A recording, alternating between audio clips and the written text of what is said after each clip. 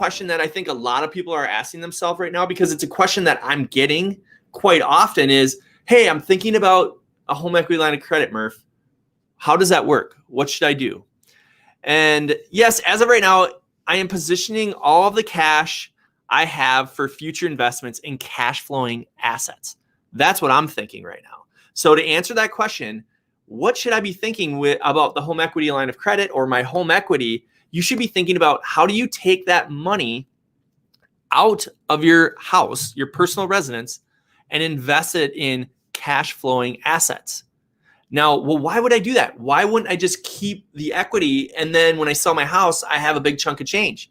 Because again, yeah, you're making decent amount of money and appreciation on that personal residence, but you can do a lot better if you find good cash flowing assets. You can do so much better that you might end up making 10, 12, 15, and sometimes if you really know what you're doing, you can make 20% on your money. Now, you can never make 20% on your money in appreciation in one single year. So you got to think about that. And that's what I want to talk about when I talk about being a value-driven investor. If you go out and you get a home equity line of credit for 3% on your money, and let's say you have $100,000 in equity, you can pull it all out and you're having to pay 3% on that money. For example, you take that money and now you invest it in a piece of property. Let's say it's a residential rental property, and you're able to get a 12% return on your money. So you pay 3% for your home equity line of credit, but then you go and find an investment in a residential rental property that's going to pay you 12% cash on cash return on your investment. Well, now you're making 9% return on your money.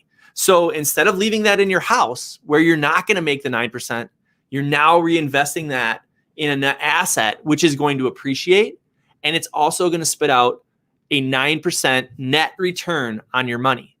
When you're investing in anything, lots of times you can do it by yourself, which would be active investing, or you can do passive investing, where maybe you call me up and say, hey, Murph, you know what? I know you're doing real estate investing. Can I get in on anything with you? I have $100,000 of a home equity line of credit, and I would love to invest it with you if I can get at least a 10% or better return on my money.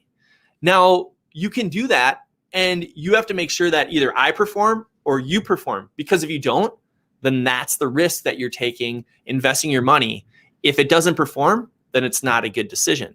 So you have to be thinking about all the different variables. And when you become an investor, especially a value-driven investor, there's no guarantees.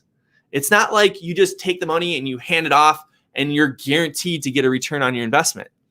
But what's the alternative? Leaving it in there and hoping that that fiat money creates wealth for you? I don't know. I would rather be active than passive when it comes to that.